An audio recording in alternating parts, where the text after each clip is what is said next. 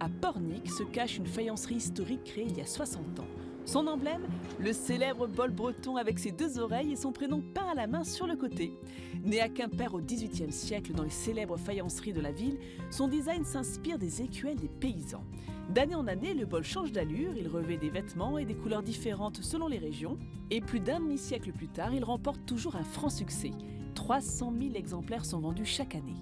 Je vous propose d'aller découvrir les secrets de sa fabrication aux côtés de Laurie, une jeune décoratrice de la maison.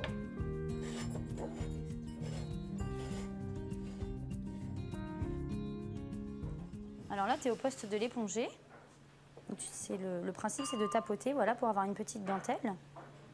Ah, c'est ce qui apporte le petit côté moucheté, là, comme ça, au-dessus du bol. Voilà, et par contre, après la cuisson, c'est bleu. Le pigment céramique, donc du coup de la peinture, donne une réaction au niveau du four, la cuisson, pardon, et du coup, ça devient bleu. Est-ce que tu veux essayer? Oui, je veux bien. J'ai juste peur de rater. Si je rate, tu peux rattraper ou pas? Ah non, c'est raté, c'est raté. Parce que l'avantage, effectivement, d'avoir un bol comme ceci qui a été cuit une première fois, c'est qu'il est poreux.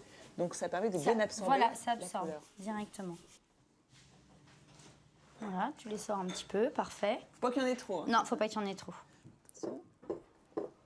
Ça paraît simple en voyant, mais Hein, c'est pas si mine de simple rien, que ça, c'est pas hein. évident. Hein. T'en fabriques combien par jour de bol? Ce geste-là, tu le répètes combien de fois par jour? Sur ce poste-là, on peut être à au moins 1000 pièces faciles par jour. Oui. Tu sais que je me prends au jeu, là. Hein. Bah, je vais te laisser finir mon chariot, alors. D'ailleurs, toi, c'est une reconversion professionnelle. Oui, tu étais c'est dans ça. l'univers de la cuisine avant. Eh ben non, j'étais dans la cuisine. Je suis restée dans la vaisselle, c'est déjà pas mal. Hein. T'es passé du contenu au contenant. Exactement. Alors, une fois qu'on a fini d'éponger, qu'est-ce qui se passe, Laurie? Et ben hop, tu vas te rincer la main, poser l'éponge et on va aller émailler. L'émaillage permet de vitrifier le bol, ce qui le rendra imperméable et lui donnera sa brillance. Il y a quoi dans ta marmite? On dirait une énorme pâte à crêpes, mais j'imagine que ce n'est pas ça. Et non, c'est de l'eau et du verre broyé. Donc l'émail, c'est ça en fait. C'est ça. C'est ce mélange-là. Voilà. Ça va pas me couper? Non. Et ça, du coup, ça passe dans un gros tambour de machine à laver. Et ça nous donne ça. C'est une grosse pâte à crêpes. Est-ce que tu veux essayer? Je veux bien, je vais déjà voir comment tu fais. Je te montre d'abord. Ouais, voir si c'est pas trop compliqué à faire. C'est un coup de main à prendre. Hop. Donc là, il y a une gestuelle à avoir, hein. Rapide. Clac. Ah, c'est comme ça que vous faites. Ce C'est petit comme balai, ça. c'est toujours à 2 pinces. Clac. Celui-là sèche, j'en prends un autre. Clac. Faut être assez synchronisé quand même. Hein. Ça vient avec le temps. Alors, elles sont à l'endroit. C'est ça, les 2 dents en dessous, une au-dessus? Exactement. Voilà. Donc, t'en prends d'abord une. Voilà. Une deuxième. Hop. Tu trempes, voilà. Tu rentres le bol comme ça. D'accord. Voilà. C'est pas évident. Allez. Tu vas en faire faire plus. Ah bah là. Attends, j'en perds un, j'en perds un. Tiens, je te rends ça. Celui-là, il aurait été bien émaillé. Hein. Ah, je pense que celui-ci, il va pas sécher. Et donc, du coup, ça, tu peux le rattraper, non? Non, celui-ci, il va aller à la poubelle. Ou tu peux le garder en souvenir, si tu veux. Une fois émaillé, le bol subit une première cuisson au four à 1080 degrés, révélant ainsi des couleurs insoupçonnées. Il est ensuite décoré. Premier élément, le couple de personnages bretons au fond du bol. Traditionnellement peint à la main, il est aujourd'hui dessiné via un chromo, une sorte de calque humidifié et appliqué à la spatule avant d'être cuit une deuxième fois. Deuxième élément, le prénom, calligraphié à la main.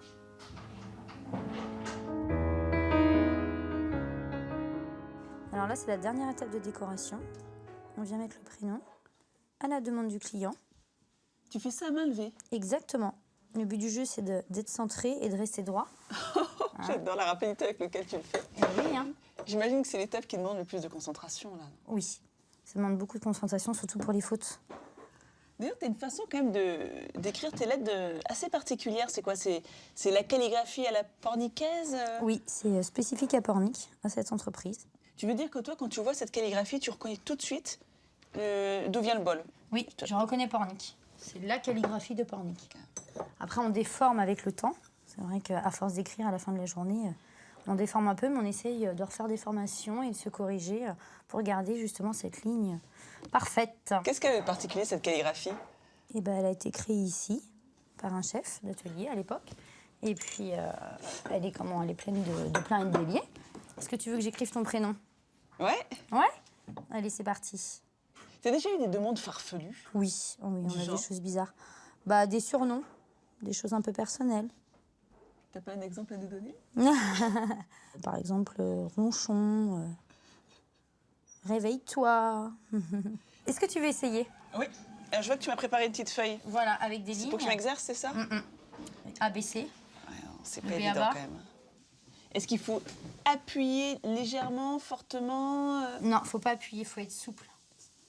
Faut prendre ton pinceau assez loin, voilà. Tu n'appuies pas du tout. Si tu appuies, le pinceau va s'écraser. Ah, il est super celui-là. Tu trouves? Ah oui. Je vous montre. C'est celui-là. Le dernier. On s'en rapproche, mais c'est pas encore ça exactement quand même. Je peux tenter le bol? Allez, on tente le bol. Je le fais en même temps que toi. Ah, tu me stresses. J'ai même pas écrit ma première lettre, elle est déjà à la fin, là. Elle est déjà au E de Nathalie, c'est une catastrophe. Oh, c'est quand même difficile d'écrire comme ça à main levée. Hein. Oui. Faut du temps.